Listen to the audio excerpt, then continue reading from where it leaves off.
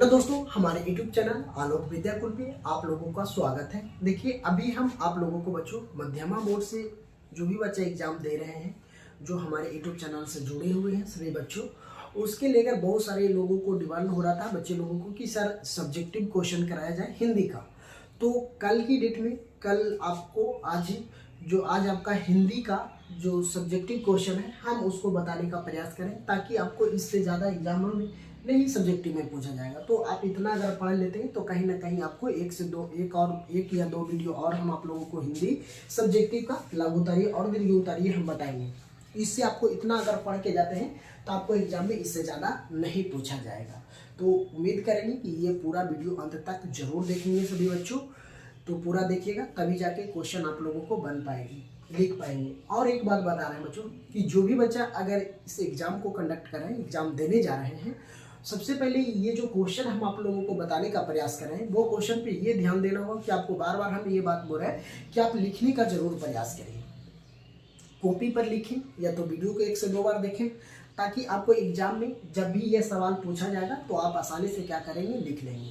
और बच्चे जो भी बच्चा अगर आप भी हमारे चैनल से जुड़े हैं, जो वीडियो रेगुलर देख रहे हैं तो उनको लेकर एक और बात बता रहे हैं कि बच्चे लोग कमेंट नहीं करते, तो आप जब भी वीडियो देखें तो एक बार कमेंट कर दें, ताकि हमें समझ में आ जाए कि वीडियो आप लोगों को अच्छा लगा है, देखे हैं पूरा, है ना। तो ये हमको कहीं ना कहीं जहाँ भी आपको त्रुटि लग रही है वो एक बार मैसेज डाल देंगे कि यहाँ पे त्रुटि है, यहाँ पे दिक्कत हो रही है सर हमको समझने में, तो कहीं ना कहीं उसको और बेहतर तरीके से हम समझाने का प्रयास करेंगे। तो आप ये चीज़ बातों को ध्यान रखिएगा, कमेंट करके जरूर रखिएगा। अगर नहीं तो कुछ अगर वीडियो देख लेंगे पूरा अंत तक, तब जाके यस लिख के आप कमेंट कर देंगे, तब जाके हमको समझ में आ जाएगा कि बच्चे लोग क्या किए हैं, वीडियो सारा देख लिए हैं टोटल। चलिए तब हम बात करते हैं बच्चों क्वेश्चन की तरफ।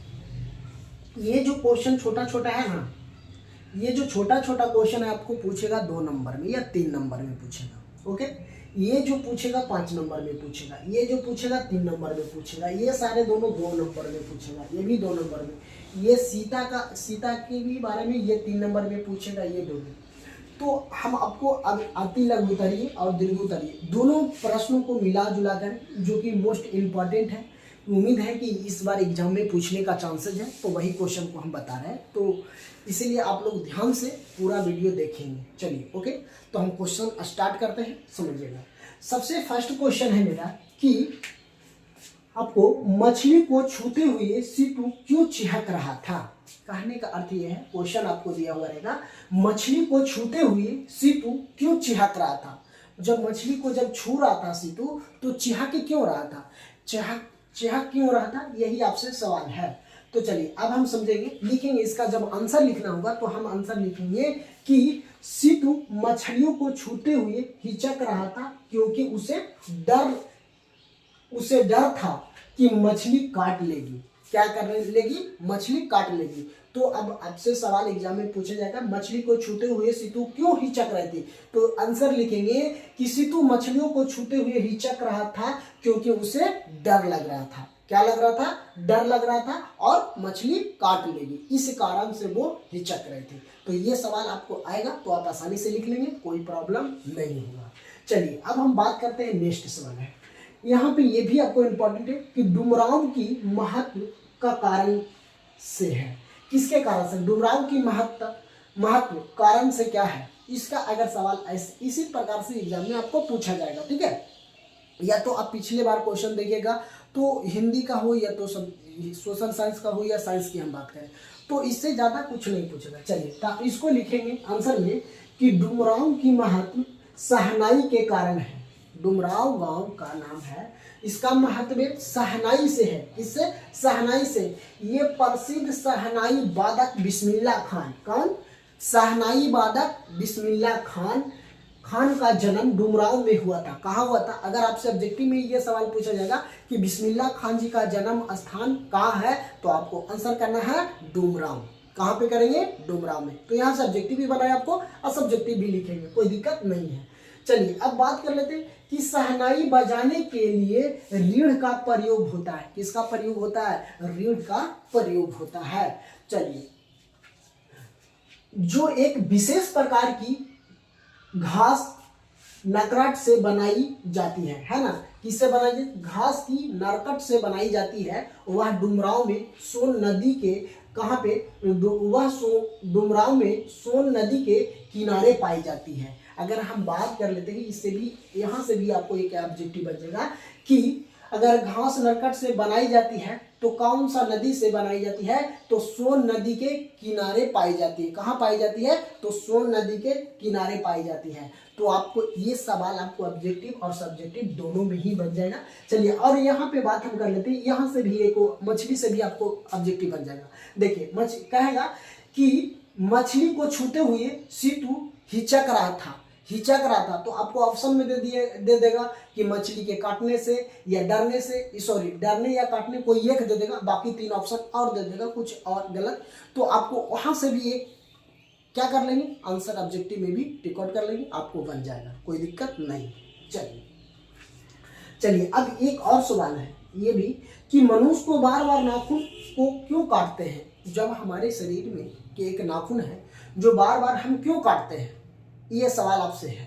तो जब ऐसा सवाल है तो लिखेंगे कि मनुष्य का नियंत्रण स्वभाव होने के लिए प्रयासरत रहा है ना। क्या रहा? मनुष्य का नियंत्रण स्वभाव होने के लिए प्रयासरत रहा है प्रारंभिक काल में। कहा? प्रारंभिक काल में मानव एवं पशु एक समान थे। जब हम बात कर लेते हैं प्रारंभिक काल मतलब पहले की बात है ना, उस समय मानव एवं पशु एक समान थे। मानव और पशु एक समान थे, है ना। नाखून अस्त्र थे, मतलब अस्त्र कहने का मतलब कि हमारे उस समय नाखून का प्रयोग किया जाता था किसी को मारने, या तो जैसे जंगली जानवर को मारते थे पहले के लोग, खाते थे, तो नाखून का ही प्रयोग करके, है ना। लेकिन जैसे जैसे क्या कर रहा है कि जैसे जैसे मानवीय विकास की धारा अग्रसर होती गई, मतलब जैसे जैसे हम लोग विकसित करते गए उसी प्रकार से मनुष्य, है ना, मनुष्य पशुओं से भिन्न होता गया। मतलब जैसे जैसे हम लोग विकसित करते गए उस, है ना, कि मनुष्य से पशुओं से भिन्न होते गए, मतलब हम जानवरों से भिन्नता होते गए, है ना। उसके अस्त्र शस्त्र आहार बिहार सभ्यता संस्कृति में नियंत्रण नाविक आती गई, है ना। मतलब कहने का अर्थ यह है बच्चों कि अस्त्र शस्त्र का हम प्रयोग करने लगे, बिहार स्वाभाविक संस्कृति में नियंत्रण नवीनता आती गई। वह पुरानी जीवन शैली जो पहले का हमको जीवन शैली था, आदि मानव काल की बातें रमें करा ना, कि जीवन शैली को परिवर्तित करता गया। जो नाखून को अस्त्र थे उसे अब सौगंध के रूप में लगने लगा, है ना। क्या अभी का जब नाखून हम लोगों को ज्यादा अगर बढ़ जाता है तो क्या लगता है कि भाई नाखून है, इससे बीमारी आ जाएगा, ये बहुत सारा दिमाग में सोचने लगते हैं। तो यार पहले था हम लोग को क्या, एक औजार के काम में आता था नाखून, लेकिन अब नाखून का कोई प्रयोग नहीं है, इतना भी विकसित हम हो गए हम लोग, है ना। चलिए, इनमें से नापन लगाने से संवारने एवं पशुओं से भिन्न दिखने हेतु नाखून को मनुष्य काटते हैं। अब इसको कहने का यह था कि इसलिए मनुष्य हम लोग नाखून काटते हैं क्योंकि हम पशुओं से अब क्या है, भिन्न है। हम पशुओं से क्या है, भिन्न है। चलिए, तो ये समझ। अब नेक्स्ट यहाँ पे सवाल है कि अंबेडकर के अनुसार, है ना, जो अंबेडकर है, अंबेडकर के अनुसार जाति प्रथा के पोषक उसके पक्ष में क्या तर्क देते हैं, है ना। ये आपको सवाल एग्जाम में पूछा जाएगा कि अंबेडकर के अनुसार जाति प्रथा के पोषक उसके पक्ष में क्या तर्क देते हैं। तो हम लिखेंगे जातिवाद, है ना। सबसे प्रथम है मेरा जातिवाद। जातिवाद के पक्ष में इसको पोषक का तर्क देते हैं, मतलब ये जातिवाद पर ही लिखे, है ना। ये आधुनिक सभ्य समाज कार्य, है ना, जो सभ्य समाज कार्य कुशल के लिए श्रम विभाजन को आवश्यकता मानते हैं। किसको मानते हैं? समाज कार्य, मतलब समाज को कल्याण एवं कार्य सामाजिक, है ना, उसके लिए श्रम विभाजन को आवश्यकता मानते हैं। और चूंकि जाति प्रथा भी श्रम विभाजन का ही दूसरा रूप है, इसीलिए इसे कोई बुराई नहीं की जाती। आपको सीधा सीधा अगर हम कहने समझना चाहें तो इसमें यह बोला गया है कि हमें जाति प्रथा पे नहीं चलना है, हमें समाज में एक ऐसा भी लाना है कि हमें क्या, कि श्रम, जो श्रम लेबर होते हैं वो ही एक समाज है ना। श्रम विभाजन का ही दूसरा रूप ही, इसीलिए कोई बुराई नहीं है। चलिए अब नेक्स्ट है, यहाँ देखिएगा, रंपा कौन था और वह मगंपा से क्या चाहते थे। आप जानते हैं, अगर ये बुक में कहानी पढ़े हुई तो आप लोगों को अच्छी तरह से याद होगा कि रंगम्पा कौन था और उनका मगंपा से क्या संबंध था। तो ये दोनों सास बहू थी। चलिए तो यहाँ पे देखिएगा, रंगम्पा गांव का लंपट और जुआरी था। क्या था? लंपट और जुआरी था। क्या था? जो मगंपा थी, रंपा की क्या थी, तो यहाँ पे कह रहा है रंगम्पा और गांव का लंपट और जुआरी था और मगंपा से धन चाहता था। क्या चाहता था? जो रंगम्पा था वो किसे, मगंपा से धन चाहता था। इतना ही नहीं, और क्या बोल रहा है, इतना ही नहीं, वह मगंपा को अनाथ समझकर उसकी इज्जत भी लूटना चाहता था। क्या चाहता था? कि वह मगंपा को अब अनाथ समझकर उसकी इज्जत भी लूटना चाहता था। तो अगर ये सवाल आपको एग्जाम में आ जाएगा तो आप क्या नहीं लिख पाएंगे? बिल्कुल लिख लेंगे, कोई दिक्कत नहीं है। चलिए यहीं से एक और है, मगंपा की कहानी का कथावाचक कौन है, उसका परिचय दीजिए। कहानी का अर्थ यह है कि मगंपा कहानी का जो शीर्षक है, उनका कथावाचक है, उनका परिचय दीजिए। तो देखिए इनका है, मगंपा कहानी का कथावाचक बेंगलोर की रहने वाली एक सम्राट महिला थी। कौन थी? बंगलोर की रहने वाली सम्राट महिला थी। तो मगंपा की माँ जी है ना, मगंपा की माँ जी कहती थी वह अधिक विश्वासों, क्या कह रहा है, अधिक विश्वासों से दूर और समझदार है ना। क्या कह रहा है कि अधिक विश्वासों से दूर और समझदार भी था। क्या था? समझदार भी था तथा सांसारिक परिस्थितियों को भली भांति समझती थी। कहने का मतलब अर्थ ये है बच्चों कि अगर हम बात करें तो ये कह रहा सांसारिक का परिस्थितियों को भली भांति जानती थी कि संसार कैसे चलता है, किस प्रकार से होती है, ये भली भांति जानती थी। लेकिन रहने वाली कहाँ की थी? बेंगलुरु की। चलिए यहाँ पे अब देखते हैं नेक्स्ट सवाल कि रंपति कौन थी और वह शहर क्यों लाई गई थी, उसको क्यों लाई गई थी? पंपति है ना, पंपति कौन थी और वह शहर में क्यों लाई गई थी, यही बात आपसे सवाल में पूछा जाएगा कि पंपति कौन थी और वह शहर में क्यों लाई गई थी। तो यहाँ पे लिखेंगे सवाल, पंपति बाली अमला की पुत्री थी। बाली अमला की पुत्री थी, है ना। किनकी पुत्री थी? वाली अमला के पुत्री थी। और गांव के प्राइमरी हेल्थ सेंटर की डॉक्टर थी। कहाँ के थी? गांव की प्राइमरी हेल्थ सेंटर की डॉक्टर थी, है ना। किसकी? डॉक्टर के अनुसार मैंदूर शहर के बड़े अस्पतालों में चिकित्सा के लिए लाई गई थी। यहाँ पे ये क्वेश्चन में आपका इसका आंसर कि जो रंपत बलिया अमल की पुत्री थी और गांव के प्राइमरी हेल्थ सेंटर के डॉक्टर के कथा अनुसार मैदूरी शहर में बड़े अस्पतालों में चिकित्सा के लिए लाई गई थी, है ना। कहाँ के लिए लाई गई थी? बड़े शहर में चिकित्सा के लिए लाई गई थी। नेक्स्ट है यहाँ पे, ये भी आपको मोस्ट इम्पोर्टेंट है ना। करा सीता क्या सोचकर घर से निकल पड़ी थी? सीता क्या सोचकर घर से निकल पड़ी थी? तो यहाँ पे कहेंगे कि सीता को उसका जो बेटा था वो क्या किए थे? तो यहाँ पे लिखेंगे प्रति माह 50-50 रुपया देने की बात सुनकर सीता को हार्दिक पीड़ा होने लगा। मतलब उनको जो पुत्र था, सभी पुत्र ने बोला कि इसको हम सभी लोगों क्या करेंगे, 50-50 रुपया देंगे, है ना। उसने सोचा कि जब मुझे मजदूरी ही करनी है, तब जब सीता ने सोची कि जब हमको मजदूरी ही करनी है तो घर में क्यों रहे, है ना। घर में क्यों रहेंगे, तो मजदूरी ही करनी है तो कहीं भी कर लूंगा। कहने का अर्थ यह है कि सीता बोली कि जब हमको मजदूरी ही करनी है तो हमें घर में क्यों रहे, हम तो मजदूरी कहीं भी कर लेंगे, है ना।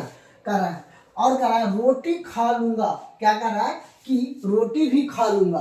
किससे कहा? अपने बेटा से कि मैं रोटी भी खा लूंगा। यही सोचकर वह घुटन में घर में निकल पड़ी थी। मतलब उसको घर में क्या हो रहा था, एक घुटन जैसा महसूस हो रहा था कि अब हमारे जो पुत्र हैं सभी बोल रहा है 50-50 रुपया हफ्ता देंगे, और उसके बाद इसीलिए वो बोली कि हम खुद ही कमा लूंगा। क्या कह रहा है कि हम खुद ही कमा लूंगी, रोटी खा लूंगी, है ना।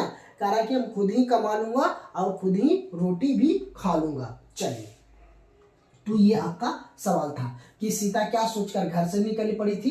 तो अगर इसका आंसर लिखेंगे तो लिखेंगे प्रति माह 50-50 रुपया देने की बात सुनकर सीता को हार्दिक पीड़ा लगा, मतलब दर्द हुआ, है ना। मतलब कहने का अर्थ को उसका मानसिक तनाव हुआ। उसने सोचा कि जब मुझे मजदूरी ही करनी है तो कहीं भी कर लूंगा, रोटी खा लूंगा। यही सोचकर वह घुटन महसूस करने लगी अपना ही घर में। कहाँ पे? उसको अपना ही घर में घुटन जैसे महसूस होने लगी।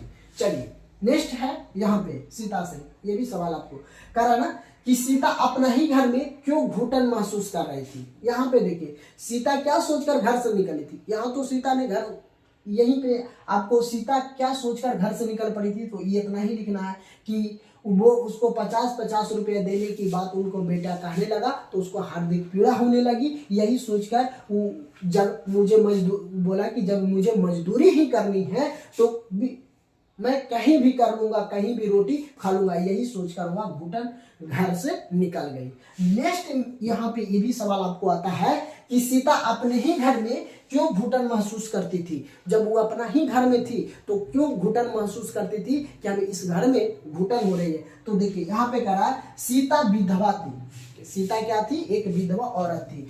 होने के बाद बेटे और बहू, जब सीता विधवा हो गई थी तब जाके उसके बेटे और बहू ने उसको उपेक्षित हो गई थी, मतलब परेशान हो गई थी। तो बात बात पर उसे मात्र 2 रोटियां के लिए ताने सुनाने पड़ती थी। मतलब 2 रोटी देने के लिए, मतलब 1 टाइम या 2 टाइम खाने देने के लिए 2 रोटी देने के लिए उसके जो बहू थी उस पर ताने मारती थी। क्या मारती थी? जब ताने मारती थी। इसीलिए सीता ने अपना ही घर में घुटन जैसी महसूस कर रही थी, है ना, कि मेरा ही घर है, मेरा ही बेटा, और वो उसकी बहू हमें 2 वक्त की रोटी के लिए हमें क्या कर रही है कि ताना दे रही है। क्या कर रही है? ताना दे रही है। इसी कारण से सीता ने सोचा कि इसी घर में हमको घुटन जैसे महसूस हो रही है। तो सवाल को आप ऐसे लिखेंगे, ये जो किताब में दिया हुआ है वो अगर वो चीज लिखते हैं, आप अपने अनुसार से लिखते हैं तो एग्जामिनर देखता है कि बच्चा ये कैसे लिखा है, अपना पढ़ के लिखा है या तो किसी से छपाई किया, तो ये चीज ज्यादा मायने रखता है ना। तो ये सब चीज पर विशेष ध्यान देंगे, तभी जाके आपका नंबर है ना जो और आगे बढ़ेगा। चलिए, तो ये तो बात सुनिए कि बात बात पर उससे मात्र 2 रोटी देती थी। सीता को बात बात पर कितना खाने पीने के लिए 2 रोटी देती थी, 2 रोटी देती थी। उसके बाद ताने सुनने पड़ते थे, ताने भी मारते थे। कौन मारते थे? तो उसके बहू। तो आपको सब्जेक्टिव सवाल में यहाँ पूछा जाएगा कि सीता को ताने कौन मारते थे, तो यहाँ पे लिखेंगे बहू। बेटे और बहू अगर रहेगा तो बेटे बहू मारना, अगर बहू रहे तो बहू मारना है, अगर बेटा रहे तो बेटे पे मारना। ये समझ लीजिए।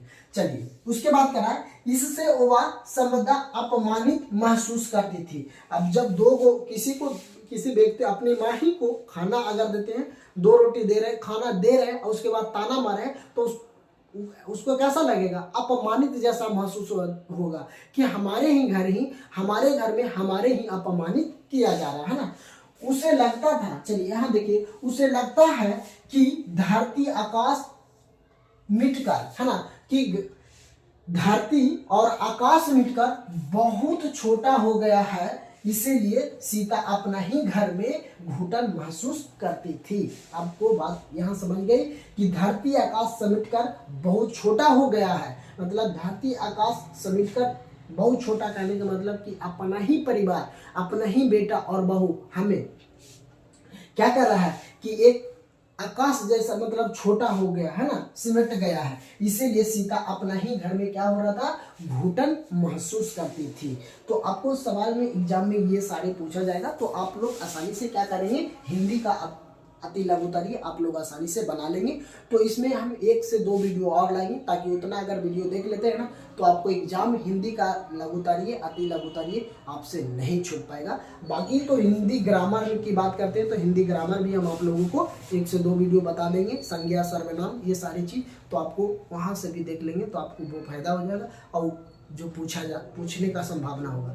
तो आई होप ये वीडियो आप लोगों को पसंद आया होगा। अगर वीडियो पसंद आया हो तो चैनल पे नए हो तो चैनल को जरूर सब्सक्राइब कर लीजिएगा और अपने दोस्तों के साथ ये वीडियो जरूर शेयर कीजिएगा, ताकि जो भी बच्चा एग्जाम मध्यमा से दे रहे हैं या तो बिहार बोर्ड से दे रहे हैं वो दोनों में ये सवाल अगर पूछा जाए तो आप लोग आसानी से क्या करेंगे, बना लेंगे। तो चलिए एक बार कमेंट जरूर करिएगा सभी लोग, जब ये वीडियो पूरा अंत तक देखिएगा तो आप एक बार कमेंट जरूर करिएगा। तो थैंक यू दोस्तों, फिर मिलते हैं आप लोगों के बीच नेक्स्ट कक्षा में।